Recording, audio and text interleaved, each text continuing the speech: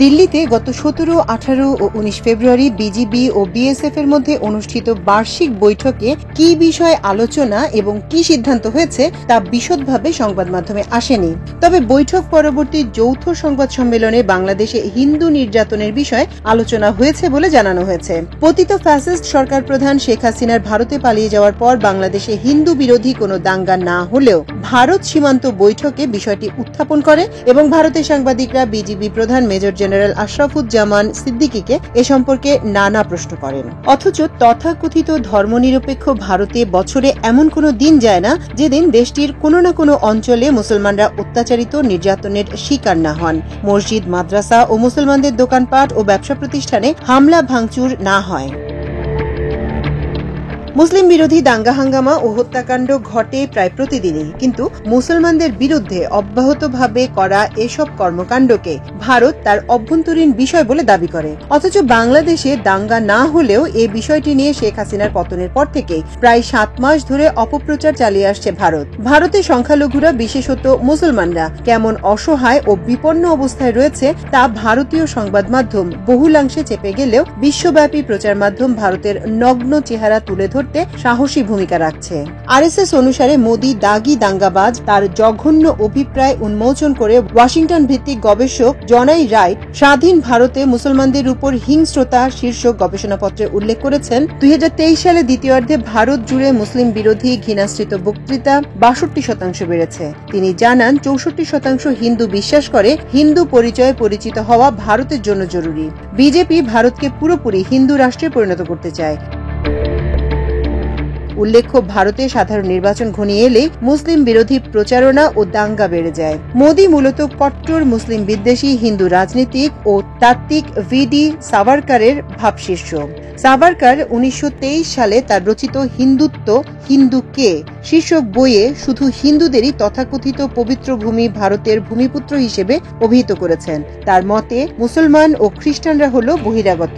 ভূমিপুত্র সংক্রান্ত সাভারকারের দাবি বাস্তবসম্মত নয়। সাভারকার ও তার শিষ্য মোদিরা যে অর্থে ভারতের ভূমিপুত্র, মুসলমানরা একই অর্থে ভারতের ভূমিপুত্র। ভারতে বসবাসকারী মুসলমানরা নবাগত নন। তাদের আগমন 711 সালে নয়, প্রায় 1500 বছর আগে। আরবীয় ইতিহাস প্রমাণ করে 622 খ্রিস্টাব্দে হযরত মুহাম্মদ সাল্লাল্লাহু আলাইহি ওয়াসাল্লামের মাধ্যমে আরবে, বর্তমান সৌদি আরবে ইসলামের আবির্ভাবের সঙ্গে সঙ্গে তা আরব বণিকদের উপমহাদেশ সহ সমুদ্র উপকূলবর্তী অঞ্চলগুলোয় ছড়িয়ে পড়ে।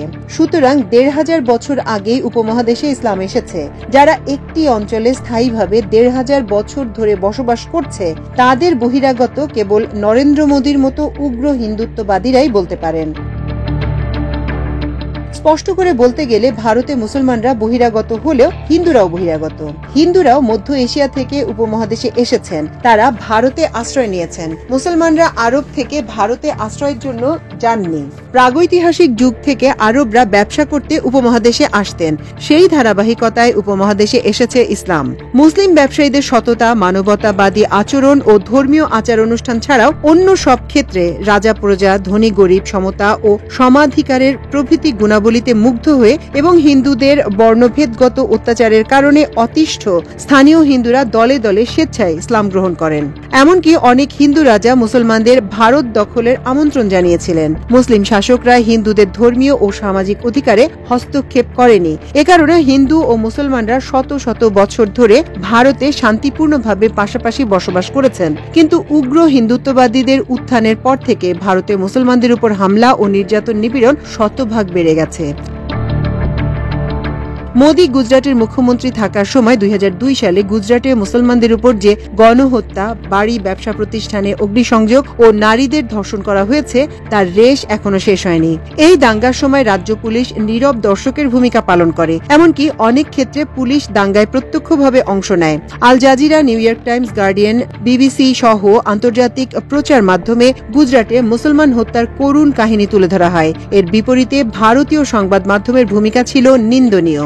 ভারতের তৎকালীন কংগ্রেস সরকার গুজরাটের দাঙ্গা বন্ধে কোনো কার্যকর পদক্ষেপ নেয়নি। এমনকি গুজরাটের কংগ্রেস দলীয় MP এহসান জাফরি হিন্দু দাঙ্গাবাজদের হাতে 28 ফেব্রুয়ারি নিহত হন।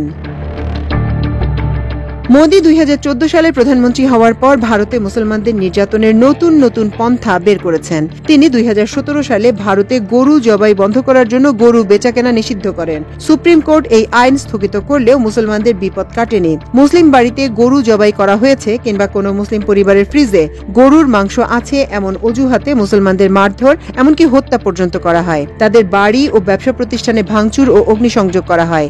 এ ধরনের অপরাধের বিরুদ্ধে থানায় মামলা করতে গেলেও থানা তা গ্রহণ করে না, বরং অভিযোগকারীকে হেনস্থা করার জন্য মিথ্যা মামলা দিয়ে কারাগারে পাঠিয়ে দেয়।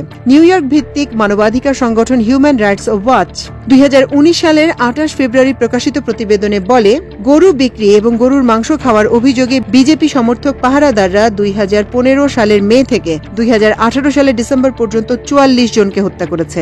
তাদের মধ্যে 36 জন ছিলেন মুসলমান। মোদীর শাসনামলে ভারতীয় মুসলমানদের বিরুদ্ধে আরও বেপরোয়া হয়ে ওঠে উগ্রপন্থী হিন্দুরা। মুসলিম নারী পুরুষের সঙ্গে হিন্দুদের স্বতঃস্ফূর্ত বিয়েকে লাভ জিহাদ নামে অভিহিত করা হয়। অভিযোগ করা হয় মুসলিম যুবক যুবতীরা হিন্দুদের ইসলামে রূপান্তরিত করার জন্য প্রেমের ফাঁদে ফেলে হিন্দুদের সংখ্যা হ্রাসের চক্রান্তে লিপ্ত। 2024 সালের 18 মে নিউ ইয়র্ক টাইমসের এক প্রতিবেদনে বলা হয়, ভারতের কট্টরপন্থী জাতীয়তাবাদী হিন্দুরা মোদির চারপাশে সংঘবদ্ধ হয়েছে। নির্বাচনের সময় ভোটের রাজনীতি চাঙ্গা করতে মোদি নিজেই সাম্প্রদায়িক সংঘর্ষে উস্কানি দেন। ভারতে মুসলিম নির্যাতন নিপীড়ন এখন অঘোষিতভাবে আইনসম্মত। আদালতের বেশ কয়েকটি রায় এই সত্যতা প্রমাণ করে। ভারতীয় সংবাদ মাধ্যম, বিশেষ করে ধর্মান্ধ সামাজিক গণমাধ্যম, এখন মুসলিম বিদ্বেষী প্রতারণার মুখ্য হাতিয়ার। পত্রিকাটির দিল্লির নয়ডা এলাকার এক মুসলিম পরিবারের কাহিনী বর্ণনা করে মন্তব্য করে, ভারতে মুসলিম পরিচয় টিকে থাকাই এখন কঠিন হয়ে পড়েছে। এই ব্যাধি শিক্ষাঙ্গনেও ছড়িয়ে পড়েছে। 9 বছর বয়সী এক মুসলিম শিক্ষার্থীকে উদ্ধৃত করে 2014 সালের 28 এপ্রিল বিবিসি এক প্রতিবেদনে জানায়, আমার সহপাঠীরা আমাকে পাকিস্তানি সন্ত্রাসী হিসেবে সম্বোধন করে। হিন্দু সহপাঠীরা পরস্পরের মধ্যে বলে তাকে হত্যা করো। অনেক সময় তাকে নর্দমার কীট বলে অপমান করা হয়। পরে ওই শিক্ষার্থীকে বিদ্যালয় থেকে সরিয়ে আনে তার পরিবার। ভারতে শিক্ষা প্রতিষ্ঠানের সবচেয়ে বিপদে রয়েছে মুসলিম মেয়ে শিক্ষার্থীরা। দি ইন্ডিয়ান এক্সপ্রেস 2023 সালের 10 জানুয়ারি এক প্রতিবেদনে জানায়, বিদ্যালয়ে হিজাব বা বোরখা পরা নিষিদ্ধ করার কারণে কর্ণাটকে 1000-এর বেশি মুসলিম ছাত্রী বিদ্যালয় ত্যাগ করতে বাধ্য হয়েছে। এর বিরুদ্ধে মামলা করলে কর্ণাটক হাইকোর্ট মামলা খারিজ করে দেয়। সাধারণভাবে সারা ভারতে হিজাব ও বোরখা ব্যবহারকারী মহিলারা হিন্দুত্ববাদীদের নানা ধরনের কটূক্তির শিকার হন। সব মিলিয়ে ভারতের মুসলমানরা চরম আতঙ্কের মধ্যে জীবন কাটাচ্ছেন। প্রকৃত অর্থে ভারতীয় হিন্দুদের কেউই সাম্প্রদায়িকতার ঊর্ধ্বে নন। কংগ্রেস আমলেই ভারতে সবচেয়ে বেশি মুসলিম বিরোধী দাঙ্গা হয়েছে। কংগ্রেস আমলেই ভাঙা হয় বাবরি মসজিদ। কংগ্রেসই স্বাধীন কাশ্মীরিদের গলায় পরাধীনতার শিকল পরায়। কংগ্রেস ক্ষমতায় যাওয়ার জন্য মুসলমানদের ভোট ব্যাংক হিসেবে ব্যবহার করে, আর বিজেপি হিন্দু ভোট পাওয়ার জন্য মুসলিম বিরোধী যুদ্ধে লিপ্ত। অন্যদিকে কমিউনিস্টরা কেমন মুসলিম স্বার্থ বিরোধী তা জ্যোতি বসুরা দেখিয়েছেন। বাস্তবে মুসলিম বিরোধিতায় সাভারকার, গান্ধী, নেহরু, শ্যামাপ্রসাদ মুখার্জি, জ্যোতি বসু, প্রণব মুখার্জি ও মোদি সমগোত্রীয়। তাদের সবাই ছিলেন মুসলিম বিরোধী এবং বাস্তবে সাম্প্রদায়িক।